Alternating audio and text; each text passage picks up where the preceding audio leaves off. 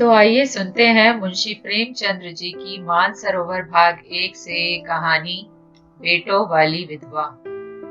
पंडित अयोध्यानाथ का देहांत हुआ तो सबने कहा ईश्वर आदमी को ऐसी ही मौत दे। 4 जवान बेटे थे, एक लड़की। चारों लड़कों के विवाह हो चुके थे, केवल लड़की कुंवारी थी। संपत्ति भी काफी छोड़ी थी, एक पक्का मकान, 2 बगीचे, कई हजार के गहने और 20,000 नगद। विधवा फूलमती को शोक तो हुआ और कई दिन तक वह बेहाल पड़ी रही, लेकिन जवान बेटों को सामने देखकर उसे ढांढस हुआ। चारों लड़के एक से एक सुशील, चारों बहुएं एक से बढ़कर एक आज्ञाकारिणी। जब वह रात को लेटती तो चारों बारी बारी से उसके पांव दबाती। वह स्नान करके उठती तो उसकी साड़ी छांटती। सारा घर उसके इशारे पर चलता था। बड़ा लड़का कामता एक दफ्तर में 50 रुपए पर नौकर था। छोटा उमानाथ डॉक्टरी पास कर चुका था और कहीं औषधालय खोलने की फिक्र में था। तीसरा दयानाथ बीए में फेल हो गया था और पत्रिकाओं में लेख लिखकर कुछ न कुछ कमा लेता था। चौथा सीतानाथ चारों में सबसे कुशाग्र और होनहार था और अब की साल बीए प्रथम श्रेणी में पास करके एमए की तैयारी करने में लगा हुआ था। किसी लड़के में वह दुर्व्यसन, वह छैलापन, वह लुटाऊपन न था जो माता पिता को जलाता और कुल मर्यादा को डुबाता है। फूलमती घर की मालकिन थी। गोखी कुंजिया बड़ी बहू के पास रहती थी। बुढ़िया में वह अधिकार प्रेम न था जो वृद्ध जनों को कटु और कलहशील बना दिया करता है, किंतु उसकी इच्छा के बिना कोई बालक मिठाई तक न मंगा सकता था। संध्या हो गई थी। पंडित को मरे आज 12वां दिन था। कल 13 ही है, ब्रह्मभोज होगा, बिरादरी के लोग निमंत्रित होंगे, उसी की तैयारियां हो रही थी। फूलमती अपनी कोठरी में बैठी देख रही थी। पल्लेदार बोरे में आटा लाकर रख रहे हैं, घी के टिन आ रहे हैं, शाक भाजी के टोकरे, शक्कर की बोरियां, दही के मटके चले आ रहे हैं। महापात्र के लिए दान की चीजें लाई गई, बर्तन, कपड़े, पलंग, बिछावन, छाते, जूते, छड़ियां, लालटेन आदि। किंतु फूलमती को कोई चीज नहीं दिखाई गई।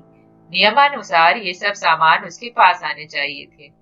वह प्रत्येक वस्तु को देखती, उसे पसंद करती, उसकी मात्रा में कमी बेशी का फैसला करती, तब इन चीजों को भंडारे में रखा जाता।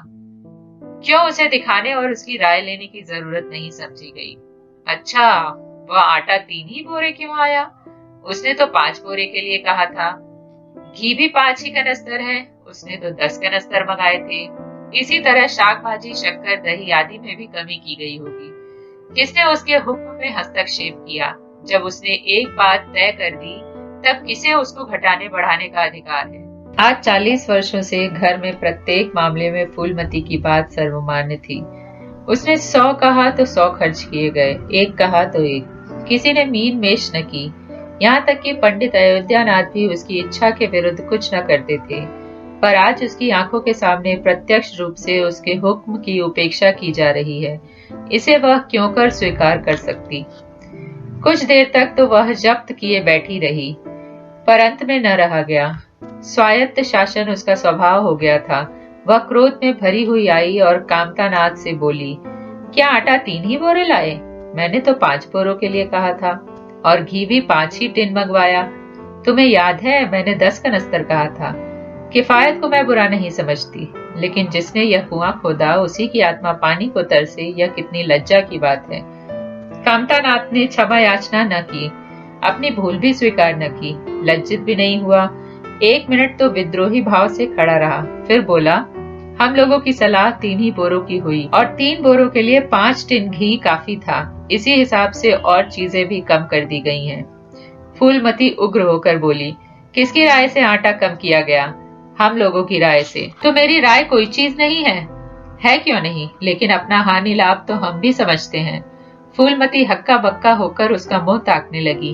इस वाक्य का आशय उसकी समझ में न आया। अपना हानि लाभ? अपने घर में हानि लाभ की जिम्मेदार वह आप है।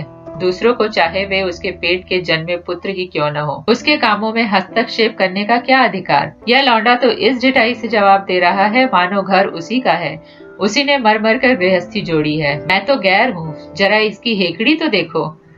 उसने तमतमाए हुए मुख से कहा, मेरे हानि लाभ के जिम्मेदार तुम नहीं हो। मुझे अख्तियार है, जो उचित समझूं वह करूं। अभी जाकर 2 बोरे आटा और 5 टिन घी और लाओ और आगे के लिए खबरदार जो किसी ने मेरी बात काटी। अपने विचार में उसने काफी तब्दील कर दी थी। शायद इतनी कठोरता अनावश्यक थी। उसे उसकी उग्रता पर खेद हुआ। लड़के ही तो हैं, समझे होंगे कुछ किफायत करनी चाहिए। मुझसे इसलिए न पूछा होगा कि अम्मा तो खुद हर एक काम में किफायत करती है। अगर उन्हें मालूम होता कि इस काम में मैं किफायत पसंद न करूंगी तो कभी इन्हें मेरी उपेक्षा करने का साहस न होता।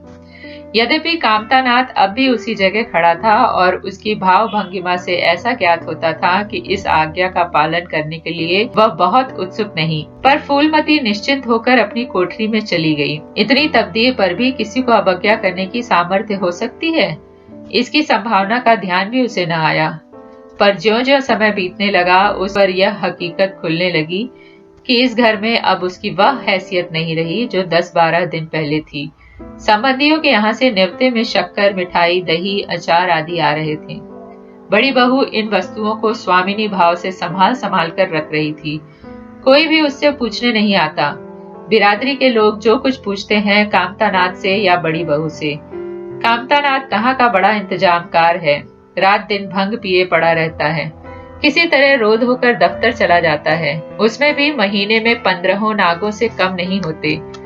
वह तो कहो साहब पंडित जी का लिहाज करता है, नहीं अब तक कभी का निकाल देता। और बड़ी बहू जैसी फूहड़ औरत भला इन बातों को क्या समझेगी। अपने कपड़े लगते तक तो जतन से रख नहीं सकती, चली है गृहस्थी चलाने। भद होगी और क्या, सब मिलकर कुल की नाक कटवाएंगे। वक्त पर कोई न कोई चीज कम हो जाएगी। इन कामों के लिए बड़ा अनुभव चाहिए। कोई चीज तो इतनी बन जाएगी कि मारी मारी फिरेगी। कोई चीज इतनी कम बनेगी कि किसी पत्तल पर पहुंचेगी, किसी पर नहीं। आखिर इन सबों को हो क्या गया है। अच्छा, बहू तिजोरी क्यों खोल रही है। वह मेरी आज्ञा के बिना तिजोरी खोलने वाली कौन होती है। कुंजी उसके पास है अवश्य, लेकिन जब तक मैं रुपए न निकलवाऊं तिजोरी नहीं खुलती। आज तो इस तरह खोल रही है मानो मैं कुछ हूं ही नहीं। यह मुझसे न बर्दाश्त होगा।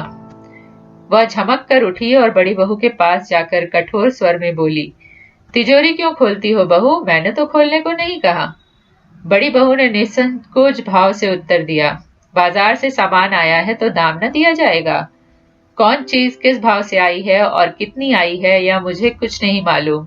जब तक हिसाब किताब न हो जाए रुपए कैसे दिए जाएं? हिसाब किताब सब हो गया है। किसने किया? अब मैं क्या जानूं किसने किया। जाकर मर्दों से पूछो। मुझे हुक्म मिला रुपए दे दो, रुपए लिए जाती हूँ। फूलमती खून का घूंट पीकर रह गई। इस वक्त बिगड़ने का अवसर न था। घर में मेहमान स्त्री पुरुष भरे हुए थे। अगर इस वक्त उसने लड़कों को डांटा तो लोग यही कहेंगे कि इनके घर में पंडित जी के मरते ही फूट पड़ गई। दिल पर पत्थर रखकर फिर अपनी कोठरी में चली आई। जब मेहमान विदा हो जाएंगे तब वह एक एक की खबर लेगी। तब देखेगी कौन उसके सामने आता है और क्या कहता है। इनकी सारी चौकड़ी भुला देगी। किंतु कोठरी के एकांत में भी वह निश्चिंत न बैठी थी। सारी परिस्थिति को गिद्ध दृष्टि से देख रही थी। कहाँ सत्कार का कौन सा नियम भंग होता है, कहाँ मर्यादाओं की उपेक्षा की जाती है। भोज आरंभ हो गया। सारी बिरादरी एक साथ पंगत में बैठ गई थी। आंगन में मुश्किल से 200 आदमी बैठ सकते हैं। ये 500 आदमी इतनी सी जगह में कैसे बैठ जाएंगे। क्या आदमी के ऊपर आदमी बिठाए जाएंगे। 2 पंगतों में लोग बिठाए जाते तो क्या बुराई हो जाती। यही तो होता है कि 12 बजे की जगह भोज 2 बजे समाप्त होता। मगर यहाँ तो सबको सोने की जल्दी पड़ी है। किसी तरह यह बला सिर से टले और चैन से सोए। लोग कितने सटकर बैठे हुए हैं, किसी को हिलने की भी जगह नहीं। पत्तल एक पर एक रखे हुए हैं। पूरियां ठंडी हो गईं। लोग गरम गरम मांग रहे हैं। मैदे की पूरियां ठंडी होकर चिमड़ी हो जाती हैं। इन्हें कौन खाएगा। रसोइये को कढ़ाव पर से न जाने क्यों उठा दिया गया। यही सब बातें नाक काटने की हैं। सहसा शोर मचा। तरकारियों में नमक नहीं। बड़ी बहू जल्दी जल्दी नमक पीसने लगी। फूलमती क्रोध के मारे ओठ चबा रही थी, पर इस अवसर पर मुंह न खोल सकती थी। बारे नमक पिसा और पत्तलों पर डाला गया। इतने में फिर शोर मचा। पानी गर्म है, ठंडा पानी लाओ। ठंडे पानी का कोई प्रबंध न था। बर्फ भी नहीं मंगाई गई। आदमी बाजार दौड़ाया गया, मगर बाजार में इतनी रात गए बर्फ कहाँ। आदमी खाली हाथ लौट आया। मेहमानों को वही नल का गर्म पानी पीना पड़ा। फूलमती का बस चलता तो लड़कों का मुंह नोच लेती। ऐसी छीछा लेदर उसके घर में कभी न हुई थी। उस पर सब मालिक बनने के लिए मरते हैं। बर्फ जैसी जरूरी चीज मंगवाने को भी किसी को सुधि न थी। सुधि कहाँ से रहे जब किसी को गप लड़ाने से फुर्सत मिले। मेहमान अपने दिल में क्या कहेंगे कि चले हैं बिरादरी को भोज देने और घर में बर्फ तक नहीं। अच्छा, फिर यह हलचल क्यों मच गई? अरे, लोग पंगत से उठे जा रहे हैं, क्या मामला है? फूलमती उदासीन न रह सकी। कोठरी से निकलकर बरामदे में आई और कामतानाथ से पूछा, क्या बात हो गई लल्ला, लोग उठे क्यों जा रहे हैं? कामता ने कोई जवाब न दिया, वहां से खिसक गया। फूलमती झुंझलाकर रह गई। सहसा कहारिन मिल गई। फूलमती ने उससे भी वह प्रश्न किया। मालूम हुआ किसी के शोरबे में मरी हुई चूहिया निकल आई।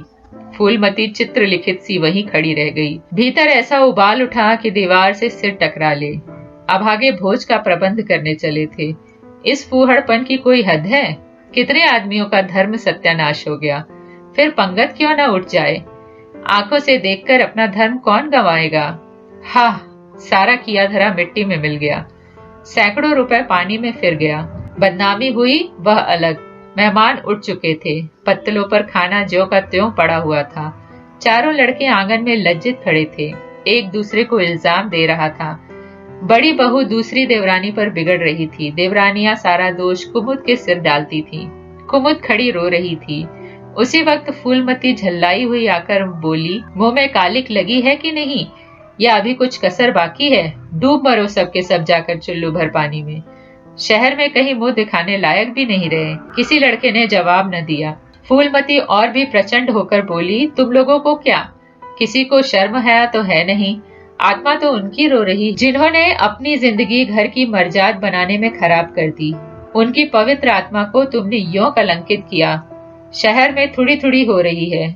अब कोई तुम्हारे द्वार पर पेशाब करने तो आएगा नहीं। कामतानाथ तो कुछ देर तक चुपचाप खड़ा सुनता रहा। आखिर झुंझलाकर बोला, अच्छा आप चुप रहो अम्मा, भूल हुई, हम सब मानते हैं, बड़ी भयंकर भूल हुई, लेकिन अब क्या उसके लिए घर के प्राणियों को हलाल कर डालोगी? सभी से भूलें होती हैं, आदमी पछताकर रह जाता है, किसी की जान तो नहीं मारी जाती। बड़ी बहू ने अपनी सफाई दी। हम क्या जानते थे कि बीवी को मुझसे इतना सा काम भी न होगा। इन्हें चाहिए था कि देखकर तरकारी कढ़ाव में डालती, टोकरी उठाकर कढ़ाव में डाल दी। हमारा क्या दोष? कामतानाथ ने पत्नी को डांटा। इसमें न कुमुद का कसूर है, न तुम्हारा, न मेरा। संयोग की बात है। बदनामी भाग में लिखी थी, वह हुई। इतने बड़े भोज में एक एक मुट्ठी तरकारी कढ़ाव में नहीं डाली जाती, टोकरे के टोकरे उड़ेल दिए जाते हैं। कभी कभी ऐसी दुर्घटनाएं होती हैं, पर इसमें कैसी जग हंसाई और कैसी नक कटाई। तुम खामखा जले पर नमक छिड़कती हो। फूलमती ने दांत पीसकर कहा, शर्माते तो नहीं, उल्टे और बेहयाई की बातें करते हो। कामतानाथ ने निसंकोच होकर कहा, शर्माऊं क्यों, किसी की चोरी की है? चीनी में चीटे और आटे में घुन, यह नहीं देखे जाते। पहले हमारी निगाह न पड़ी, बस यही बात बिगड़ गई। नहीं चुपके से चूहिया निकाल कर फेंक देते, किसी को खबर भी न होती। फूलमती ने चकित होकर कहा, क्या कहता है? मरी चूहिया खिलाकर सबका धर्म बिगाड़ देता? कामता हंसकर बोला, क्या पुराने जमाने की बातें करती हो अम्मा, इन बातों से धर्म नहीं जाता। यह धर्मार्थ लोग जो पत्तल पर से उठ गए हैं, इनमें ऐसा कौन है जो भेड़ बकरी का मांस न खाता हो? तालाब के कछुए और घोंगे तक को किसी से बचते नहीं। जरा सी चुहिया में क्या रखा था? फूलमती को ऐसा प्रतीत हुआ कि अब प्रलय आने में बहुत देर नहीं है। जब पढ़े लिखे आदमियों के मन में ऐसे अधार्मिक भाव आने लगे तो फिर धर्म की भगवान ही रक्षा करे। अपना सा मोह लेकर चली गई। 2 महीने गुजर गए हैं। रात का समय है। चारों भाई दिन के काम से छुट्टी पाकर कमरे में बैठे गपशप कर रहे हैं। बड़ी बहू भी षड्यंत्र में शरीक है। कुमुद के विवाह का प्रश्न छिड़ा हुआ है।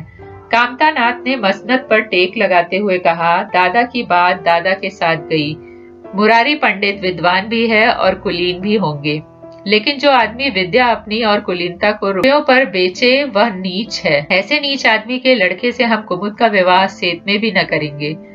5,000 तो दूर की बात है। उसे बताओ धता और किसी दूसरे वर की तलाश करो। हमारे पास कुल 20,000 ही तो हैं।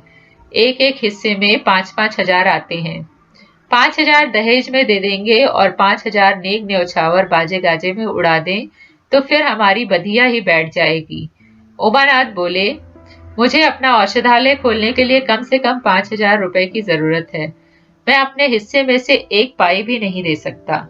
फिर खुलते ही आमदनी तो होगी नहीं, कम से कम साल भर घर से खाना पड़ेगा।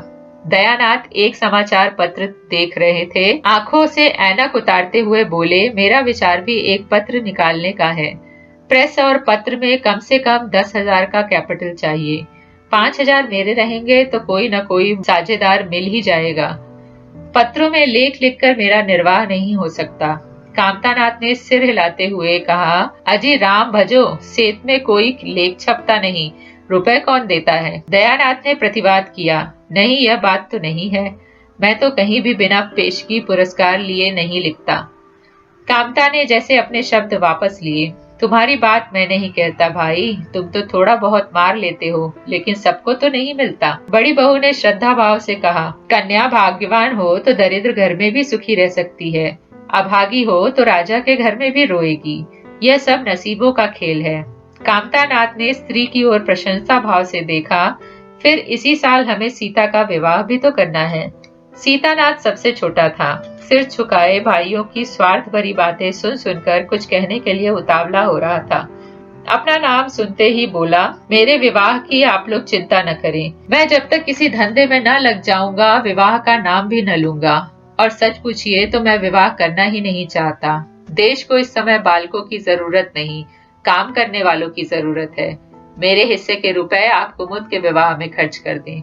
सारी बातें तय हो जाने के बाद यह उचित नहीं है कि पंडित मुरारी लाल से संबंध तोड़ लिया जाए। उमा ने तीव्र स्वर में कहा, 10,000 कहाँ से आएंगे? सीता ने डरते हुए कहा, मैं तो अपने हिस्से के रुपए देने को कहता हूँ, और शेष मुरारी लाल से कहा जाए कि दहेज में कुछ कमी कर दे। वह इतने स्वार्थांध नहीं है कि इस अवसर पर कुछ बल खाने को तैयार न हो जाएं। अगर वह 3,000 में संतुष्ट हो जाएं तो 5,000 में विवाह हो सकता है। उमा ने कामतानाथ से कहा, सुनते हैं भाई साहब इनकी बातें? दयानाथ बोल उठे, तो इसमें आप लोगों का क्या नुकसान है? यह अपने रुपए दे रहे हैं, खर्च कीजिए। मुरारी पंडित से हमारा कोई बैर नहीं है। मुझे तो इस बात से खुशी हो रही है कि भला हम में कोई तो त्याग करने योग्य है। इन्हें तत्काल रुपए की जरूरत नहीं है, सरकार से वजीफे पाते ही हैं, पास होने पर कहीं न कहीं जगह मिल जाएगी। हम लोगों की हालत तो ऐसी नहीं है।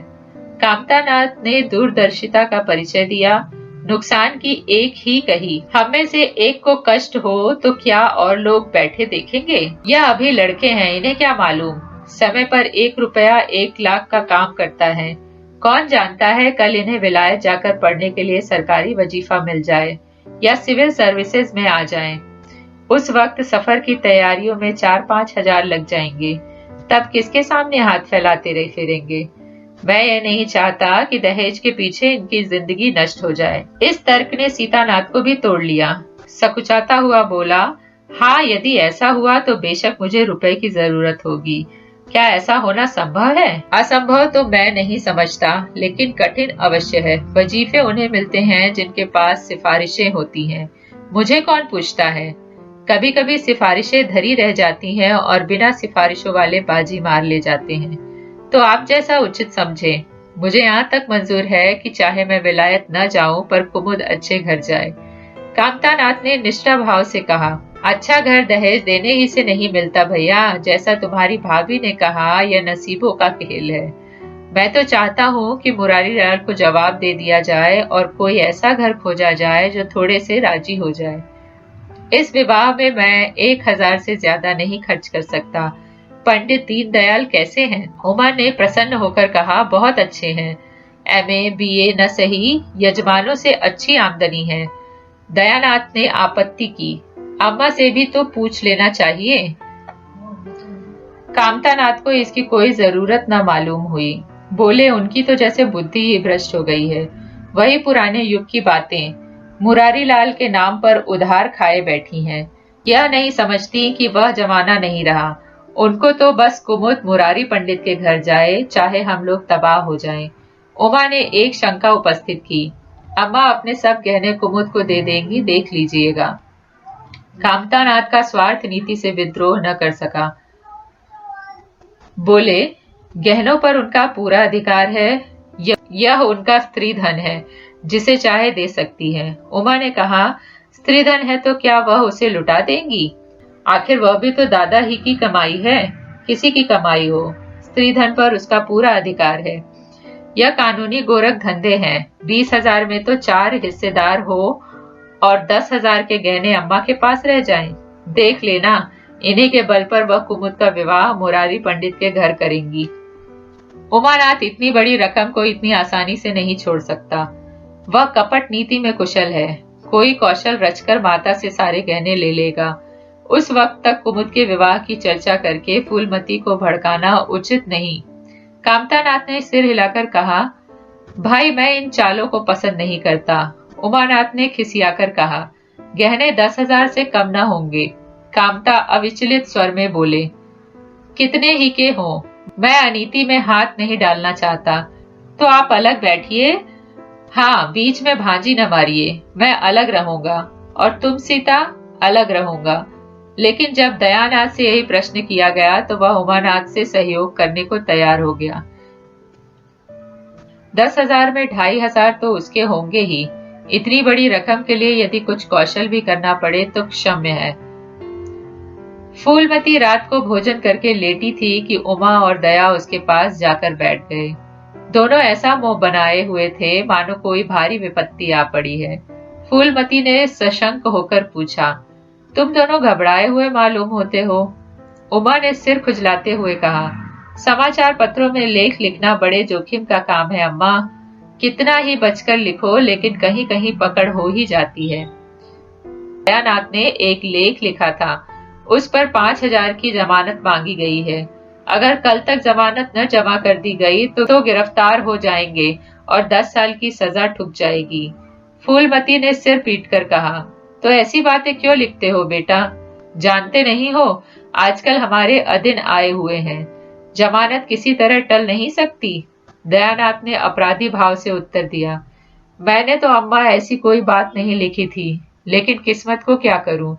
हाकिम जिला इतना कड़ा है कि जरा भी रियायत नहीं करता। मैंने जितनी दौड़ धूप हो सकती थी वह सब कर ली। तो तुमने कामता से रुपए का प्रबंध करने को नहीं कहा? उमा ने मुंह बनाया, उनका स्वभाव तो तुम जानती हो अम्मा, उन्हें रुपए प्राणों से प्यारे हैं। इन्हें चाहे काला पानी ही हो जाए वह एक पाई न देंगे। दयानाथ ने समर्थन किया, मैंने तो उनसे इसका जिक्र ही नहीं किया। फूलमती ने चारपाई से उठते हुए कहा, चलो मैं कहती हूँ, देगा कैसे नहीं। रुपए इसी दिन के लिए होते हैं कि गाड़ कर रखने के लिए। उमानाथ ने माता को रोक कर कहा, नहीं अम्मा, उनसे कुछ न कहो। रुपए तो न देंगे, उल्टे और हाय हाय मचाएंगे। उनको अपनी नौकरी की खैरियत मनानी है, इन्हें घर में रहने भी न देंगे। अफसरों में जाकर खबर दे दें तो आश्चर्य नहीं। फूलमती ने लाचार होकर कहा, तो फिर जमानत का क्या प्रबंध करोगे? मेरे पास तो कुछ नहीं है। हाँ, मेरे गहने हैं, इन्हें ले जाओ, कहीं गिरो रखकर जमानत दे दो। और आज से कान पकड़ो कि किसी पत्र में एक शब्द भी न लिखोगे।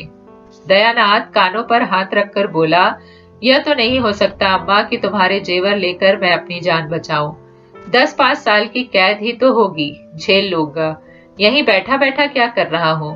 फूलमती छाती पीटते हुए बोली, कैसी बातें मुंह से निकालते हो बेटा। मेरे जीते जी तुम्हें कौन गिरफ्तार कर सकता है? उसका मुंह झुलस दूंगी। गहने इसी दिन के लिए हैं या और किसी दिन के लिए? जब तुम ही न रहोगे तो गहने लेकर क्या आग में झोंकूंगी? उसने पिटारी लाकर उसके सामने रख दी। दया ने उमा की ओर जैसे फरियाद की आंखों से देखा और बोला, आपकी क्या राय है भाई साहब? इसी मारे मैं कहता था अम्मा को जताने की जरूरत नहीं, जेल ही तो हो जाती या और कुछ। उमा ने जैसे सिफारिशी करते हुए कहा, यह कैसे हो सकता था कि इतनी बड़ी वारदात हो जाती और अम्मा को खबर न होती।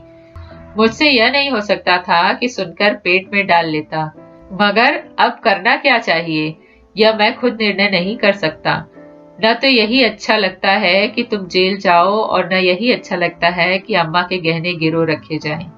फूलमती ने व्यथित कंठ से पूछा, क्या तुम समझते हो मुझे गहने तुमसे ज्यादा प्यारे हैं? मैं तो अपने प्राण तक तुम्हारे ऊपर न्यौछावर कर दूं, गहनों की क्या बिसात। दया ने दृढ़ता से कहा, अम्मा तुम्हारे गहने तो न लूंगा, चाहे मुझ पर कुछ ही क्यों ना आ पड़े। जब आज तक तुम्हारी कुछ सेवा न कर सका तो किस मुंह से तुम्हारे गहने उठा ले जाऊं? मुझ जैसे कपूत को तो तुम्हारी कोख से जन्म ही न लेना चाहिए था।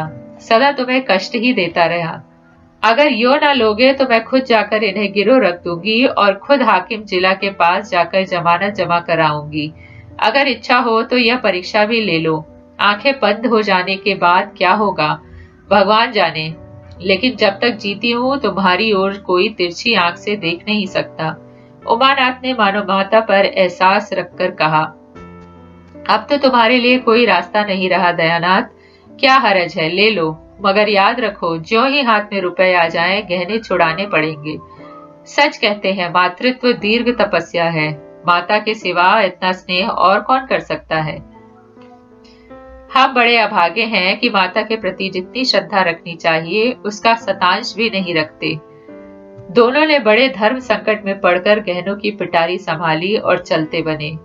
माता वात्सल्य भरी आंखों से उनकी ओर देख रही थी और उसकी संपूर्ण आत्मा का आशीर्वाद जैसे उन्हें अपनी गोद में समेट लेने के लिए व्याकुल हो रहा था।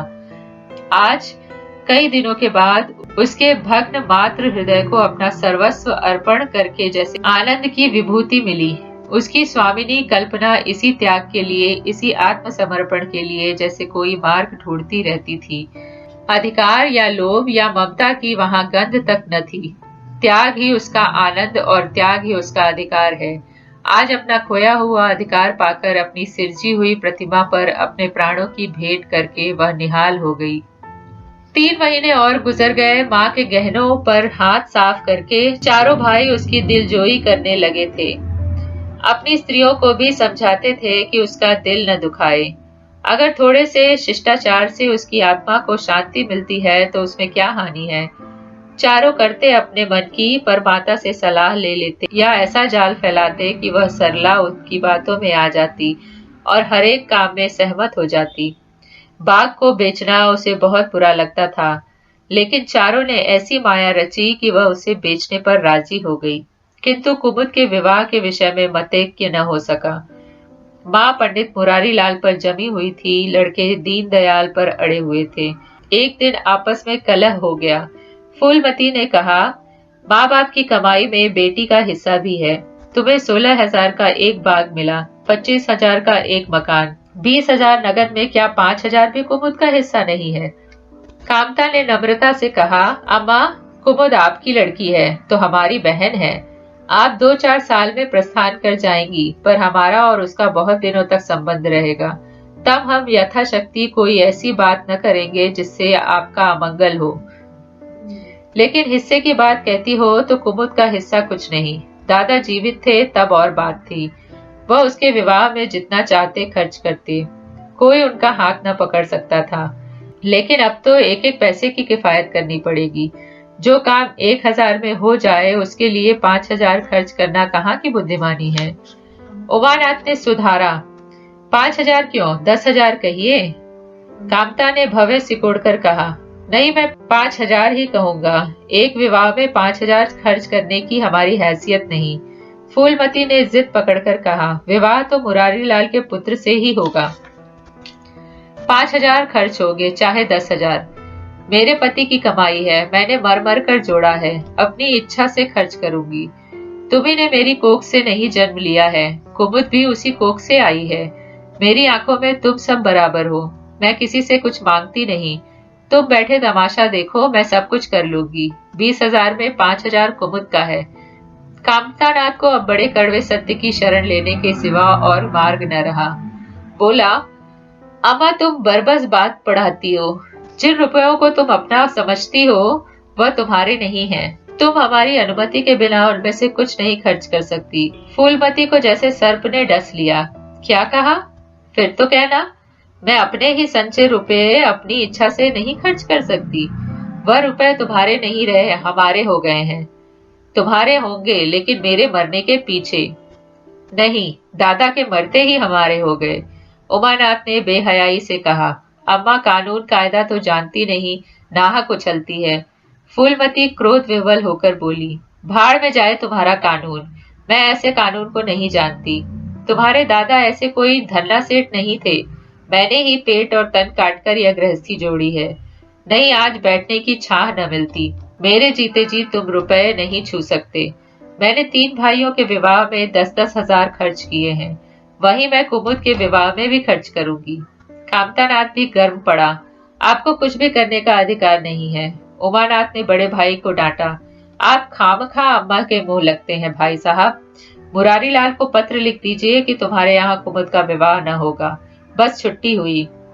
कायदा कानून तो जानती नहीं, व्यर्थ ही बहस करती है। फूलमती ने संयमित स्वर में कहा। अच्छा, क्या कानून है, जरा मैं भी सुनूं। उमा ने निरीह भाव से कहा। कानून यही है कि बाप के मरने के बाद जायदाद बेटों की हो जाती है। माँ का हक केवल रोटी कपड़े का है। फूलमती ने तड़प कर पूछा, किसने यह कानून बनाया है? उमा शांत स्थिर स्वर में बोला, हमारे ऋषियों ने, महाराज मनु ने। और किसने? फूलमती एक क्षण अवाक रहकर आहत कंठ से बोली, तो इस घर में मैं तुम्हारे टुकड़ों पर पड़ी हुई हूँ? उमानाथ ने न्यायाधीश की निर्ममता से कहा, तुम जैसा समझो। फूलमती की संपूर्ण आत्मा मानो इस वज्रपात से चित्कार करने लगी। उसके मुख से जलती हुई चिंगारियों की भांति यह शब्द निकल पड़े, मैंने घर बनवाया, मैंने संपत्ति जोड़ी, मैंने तुम्हें जन्म दिया, पाला, और आज मैं इस घर में गैर हूँ। मनु का यही कानून है और तुम उसी कानून पर चलना चाहते हो। अच्छी बात है, अपना घर द्वार लो। मुझे तुम्हारी आश्रित बनकर रहना स्वीकार नहीं। इससे कहीं अच्छा है कि मर जाऊं। वाह रे अंधेर, मैंने पेड़ लगाया और मैं ही उसकी छांव में खड़ी नहीं हो सकती। अगर यही कानून है तो इसमें आग लग जाए। चारों युवकों पर माता के इस क्रोध और आतंक का कोई असर न हुआ। कानून का फौलादी कवच उनकी रक्षा कर रहा था। इन कांटों का उन पर क्या असर हो सकता था? जरा देर में फूलमती उठकर चली गई। आज जीवन में पहली बार उसका वात्सल्य मग्न मातृत्व अभिशाप बनकर उसे धिक्कारने लगा। जिस मातृत्व को उसने जीवन की विभूति समझा था, जिसके चरणों पर वह सदैव अपनी समस्त अभिलाषाओं और कामनाओं को अर्पित करके अपने को धन्य मानती थी, वही मातृत्व आज उसे उस अग्निकुंड सा जान पड़ा जिसमें उसका जीवन जलकर भस्म हो रहा था। संध्या हो गई थी। द्वार पर नीम का वृक्ष सिर झुकाए निस्तब्ध खड़ा था, मानो संसार की गति पर शुद्ध हो रहा हो। अस्तांचल की ओर प्रकाश और जीवन का देवता फूलमती के मातृत्व ही की भांति अपनी चिता में जल रहा था। फूलमती अपने कमरे में जाकर लेटी तो उसे मालूम हुआ उसकी कमर टूट गई है। पति के मरते ही अपने पेट के लड़के उसके शत्रु हो जाएंगे, उसको स्वप्न में भी अनुभव न था। जिन लड़कों को उसने अपना हृदय रक्त पिला पिलाकर पाला, वही आज उसके हृदय पर यूं आघात कर रहे हैं। अब वह घर उसे कांटों की सेज हो रहा था। जहाँ उसकी कुछ कद्र नहीं, कुछ गिनती नहीं, वहाँ अनाथों की भांति पड़ी रोटियां खाए, यह उसकी अभिमानी प्रकृति के लिए असह्य था। पर उपाय ही क्या था? वह लड़कों से अलग होकर रहे भी तो नाक किसकी कटेगी? संसार उसे थूके तो क्या और लड़कों को थूके तो क्या, बदनामी तो उसी की है। दुनिया यही तो कहेगी कि 4 जवान बेटों के होते बुढ़िया अलग पड़ी हुई मजूरी करके पेट पाल रही है। जिन्हें उसने हमेशा नीच समझा वही उस पर हंसेंगे। नहीं, वह अपमान इस अनादर से कहीं ज्यादा हृदय विदारक था। अब अपना और घर का पर्दा ढका रखने में ही कुशलता है। हाँ, उसे अपने को नई परिस्थिति के अनुकूल बनाना पड़ेगा। समय बदल गया है। अब तक स्वामिनी बनकर रही, अब लौंडी बनकर रहना पड़ेगा। ईश्वर की यही इच्छा है। अपने बेटों की बातें और लातें गैरों की बातें और लातों की अपेक्षा फिर भी गनीमत है। वह बड़ी देर तक मुंह ढांपे अपनी दशा पर रोती रही। सारी रात इसी आत्मवेदना में कट गई। शरद का प्रभात डरता डरता उषा की गोद से निकला, जैसे कोई कैदी छिपकर जेल से भाग आया हो। फूलमती अपने नियम के विरुद्ध आज तड़के ही उठी। रात भर में उसका मानसिक परिवर्तन हो चुका था। सारा घर सो रहा था और वह आंगन में झाड़ू लगा रही थी। रात भर ओस में भीगी हुई पक्की जमीन उसके नंगे पैरों में कांटों की तरह चुभ रही थी। पंडित जी उसे कभी इतने सवेरे उठने न देते थे। शीत उसके लिए बहुत हानिकारक थी, पर अब वह दिन नहीं रहे। प्रकृति को भी समय के साथ बदल देने का प्रयत्न कर रही थी। झाड़ू से फुर्सत पाकर उसने आग जलाई और चावल दाल की कंकड़ियां चुनने लगी। कुछ देर में लड़के जागे, बहुएं उठी। सभी ने बुढ़िया को सर्दी से सिकुड़े हुए काम करते देखा, पर किसी ने यह न कहा कि अम्मा क्यों हलकान होती हो। शायद सबके सब बुढ़िया के इस मानवर्धन पर प्रसन्न थे। आज से फूलमती का यही नियम हो गया कि जी तोड़कर घर का काम करना और अंतरंग नीति से अलग रहना। उसके मुख पर जो एक आत्मगौरव छलकता रहता था, उसकी जगह अब गहरी वेदना छाई हुई नजर आती थी। जहां बिजली जलती थी, वहां अब तेल का दिया टिमटिमा रहा था, जिसे बुझा देने के लिए हवा का एक हल्का सा झोंका काफी है। मुरारी लाल को इनकारी पत्र लिखने की बात पक्की हो ही चुकी थी। दूसरे दिन पत्र लिख दिया गया। दीनदयाल से कुमुद का विवाह निश्चित हो गया। दीनदयाल की उम्र 40 से कुछ अधिक थी। मर्यादा में भी कुछ हेटे थे, पर रोटी दाल से खुश थे। बिना किसी ठहराव के विवाह करने पर राजी हो गए। तिथि नियत हुई, बारात आई, विवाह हुआ और कुमुद विदा कर दी गई। फूलमती के दिल पर क्या गुजर रही थी, इसे कौन जान सकता है। कुमुद के दिल पर क्या गुजर रही थी, इसे कौन जान सकता है। पर चारों भाई बहुत प्रसन्न थे, मानो उनके हृदय का कांटा निकल गया हो। ऊंचे कुल की कन्या मुंह कैसे खोलती। भाग्य में सुख भोगना लिखा होगा, सुख भोगेगी, दुख भोगना लिखा होगा, दुख झेलेगी। हरी इच्छा बेगसों का अंतिम अवलंबन है। घर वालों ने जिससे विवाह कर दिया, उसमें हजार ऐब हो तो भी वह उसका उपास्य, उसका स्वामी है। प्रतिरोध उसकी कल्पना से परे था। फूलमती ने किसी काम में दखल न दिया। कुमुद को क्या दिया गया, मेहमानों का कैसा सत्कार किया गया, किसके यहाँ से न्योते में क्या आया, किसी बात से भी उसे सरोकार न था। उससे कोई सलाह भी ली गई तो कहा, बेटा तुम लोग जो करते हो अच्छा ही करते हो, मुझसे क्या पूछते हो। जब कुमुद के लिए द्वार पर डोली आ गई और कुमुद माँ के गले लिपट कर रोने लगी, तो वह बेटी को अपनी कोठरी में ले गई और जो कुछ 150 रुपए और 2-4 मामूली गहने उसके पास बचे रहे थे, बेटी के आंचल में डालकर बोली, बेटी मेरी तो मन की मन में रह गई। नहीं क्या आज तुम्हारा विवाह इस तरह होता और तुम इस तरह विदा की जाती। आज तक फूलमती ने अपने गहनों की बात किसी से न कही थी। लड़कों ने उसके साथ जो कपट व्यवहार किया था, इसे चाहे वह अब तक न समझी हो, लेकिन इतना जानती थी कि गहने फिर न मिलेंगे और मनोमालिन्य बढ़ने के सिवा कुछ हाथ न लगेगा। लेकिन इस अवसर पर उसे अपनी सफाई देने की जरूरत मालूम हुई। कुमुद यह भाव मन में लेकर जाए कि अम्मा ने अपने गहने बहुओं के लिए रख छोड़े, इसे वह किसी तरह न सह सकती थी। इसीलिए वह अपनी कोठरी में ले गई थी। लेकिन कुमुद को पहले ही इस कौशल की टोह मिल चुकी थी। उसने गहने और रुपए आंचल से निकालकर माता के चरणों पर रख दिए और बोली, अम्मा मेरे लिए तुम्हारा आशीर्वाद लाखों रुपए के बराबर है। तुम इन चीजों को अपने पास रखो। न जाने अभी तुम्हें कितनी विपत्तियों का सामना करना पड़े। फूलमती कुछ कहना ही चाहती थी कि उमानाथ ने आकर कहा, क्या कर रही है कुमुद, चल जल्दी कर, साइत टली जाती है। वह लोग हाय हाय कर रहे हैं, फिर तो 2-4 महीने में आएगी ही। जो कुछ लेना देना हो ले लेना। फूलमती के घाव पर जैसे मानो नमक पड़ गया।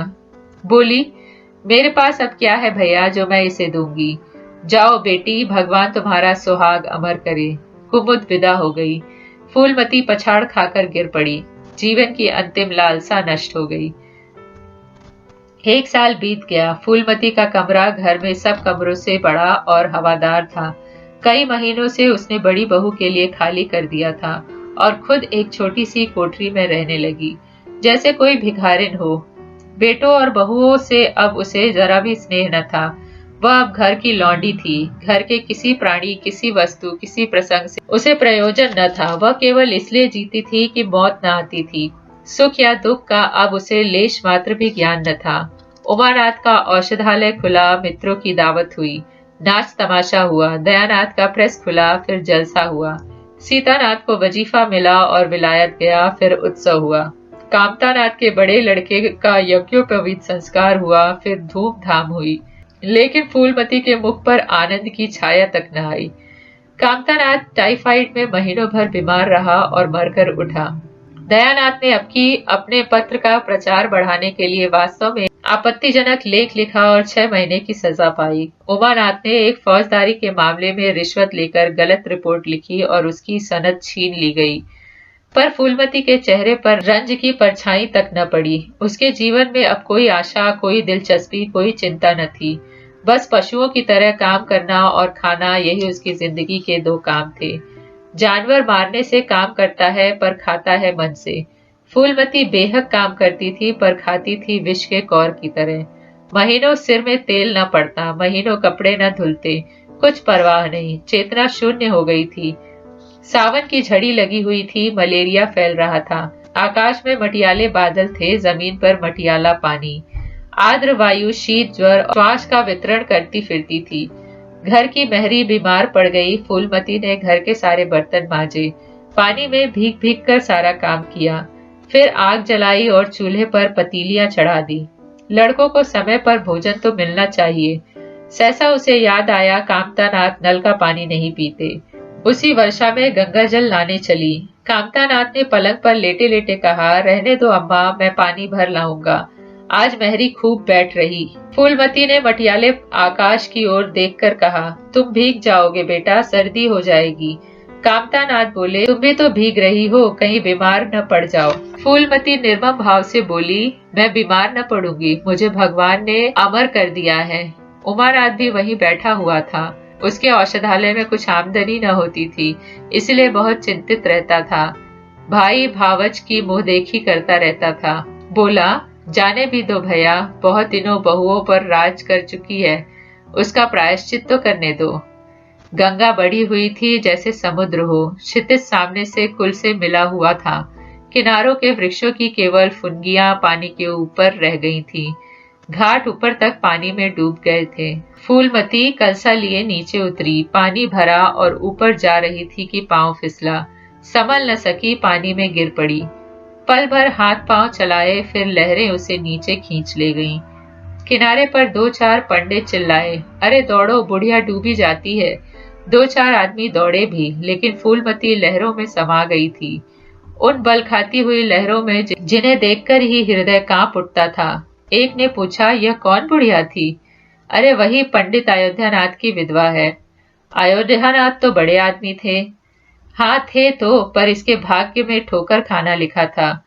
उनके तो कई लड़के बड़े बड़े हैं और वह सब कमाते हैं। हाँ सब है भाई, मगर भाग्य भी तो कोई वस्तु है। तो ये थी कहानी बेटों वाली विधवा, जिसे आप मेरी आवाज यानी कामिनी की आवाज में सुन रहे थे। तो आगे आने वाली कहानियों को सुनने के लिए मेरे चैनल को सब्सक्राइब करें, लाइक करें, शेयर करें और बेल आइकन को हिट करें, जिससे आप समय पर कहानियां सुन पाएं। तो मिलते हैं अगली कहानी के साथ।